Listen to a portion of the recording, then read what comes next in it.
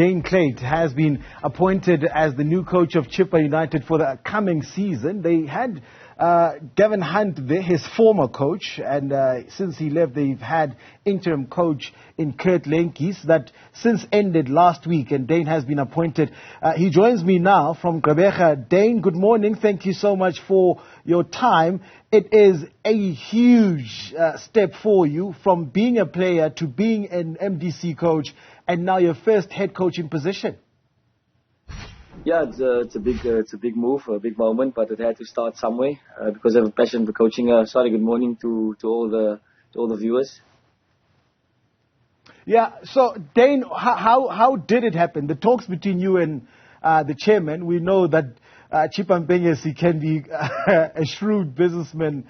How did the move happen?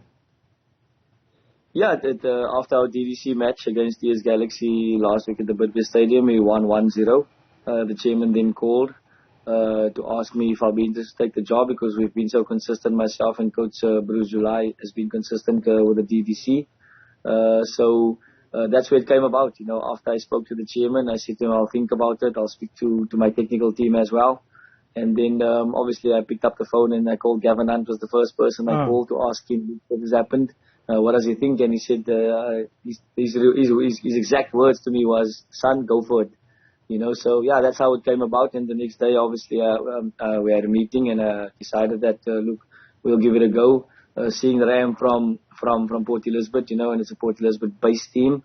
So obviously, you know, it's an opportunity I think that will be good for me. And let's see if we can make a difference and help the Metro, help the club, and obviously help football in the Eastern Cape. And a big win also, Daine, for the local coaching scene. I mean, there's football fraternity has bemoaned the fact that there's a lot of overseas coaches that are brought into the country who don't necessarily have the background, a glittering background when it comes to trophies. So if you're going to hire someone who is just starting out, who is hoping to, you know, pay their dues, why not a local lad? Why not someone who has played the game in South Africa, right? Yeah, 100%. You know, the advantage we have locally is that we understand the backgrounds of the players, number one. And number two, we then know how to coach these boys. You know, for me, it's not tactics, doing tactics and shape and football-related things is one thing. You know, the other part is the psychological state of our players, you know, where they come from, you know, difficult, some come from very, very disadvantaged areas, etc. So, you know, some players you can shout, some players you can't shout, you know. With the Europeans, you know, they grow up in one way, you know, with order and discipline and probably, if I can, probably say, use the word privilege. You know, they first world countries, you know, and we unfortunately, we've been a developing country. I'm not sure if we are a developing country anymore. You know, we might have gone a step back. But anyway, you know, for me, it's important that I control what I can, not focus too much on other things. But yes, of course, we all have to start somewhere, you know, and the earlier the opportunity comes for the local coaches, the quicker we can learn and the more we can contribute towards the game. Daine, I don't need to tell you this. You know it. I know it. Everybody who's watching knows it, that you don't need to have your bags too far from you when you're a coach at Chippa United. Anytime you could be out of there, there's a possibility that you might not finish the season, and you took the job knowing that. Yeah, I'm sitting in my house in Port Elizabeth right now. So if I do lose my job, my bags is not unpacked. All my cupboards is full, so I'll just come back home, you know. Now, but on a serious note, obviously there's a stigma around the club. But I can only control one day at a time, one game at a time. You know, I can't control what's going to happen next week or the week after. You know, I can only control what's going to happen in today's session.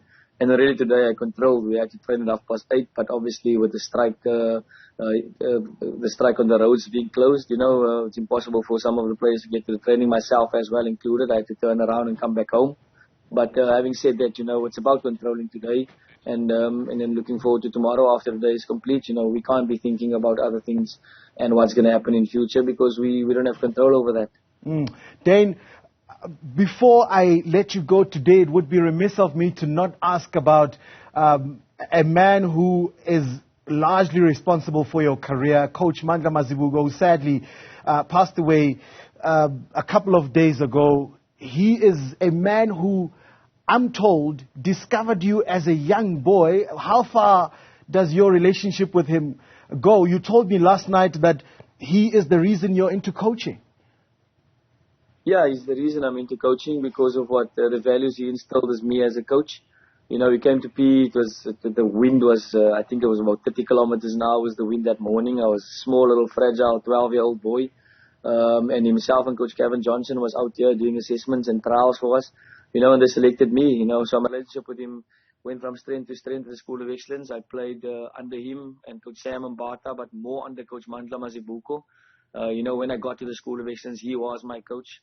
So obviously, you know, that first year was very, very difficult for me, but working with a coach like him, you know, he made me feel good. And the progression was the second and third year. I had really fantastic years in terms of football and schooling, you know, all because of Coach Mandla's mentoring me, you know. He was like a dad to me. Even after I left the school, you know, we kept in contact. You know, he was at Sundowns. Currently, Monday evening, he sent me a fantastic message to say that I'm going to have an advantage in my coaching career, and is very, very happy that I've been appointed because I've got a good, solid background of development, foundation of being in development, you know, being coached there. You know, so I think the belief he had in me and the joy that it gave him that I had a career that spanned over 16 seasons, and I was successful in contributing to success for different clubs. I think, but yeah, it was sad news. You know, I was on an interview when I found out on Tuesday evening. You know, it was sad. It was very, very sad because I still had to call him and meet up with him next week when I'm in Joburg. But unfortunately, he's no more. You know, and I think he's an angel. I think God needed him more than we do here on earth. So may Coach Mandla rest in peace. You know, and a massive, massive, massive loss for the football fraternity. You know, and strength to his family. All right, Daine, sad loss for South African football as a whole. Congratulations on the job. No better person than a 6-time league winner to tell the younger players what to do on the field of play. Daine Klate, new coach of Chippa United.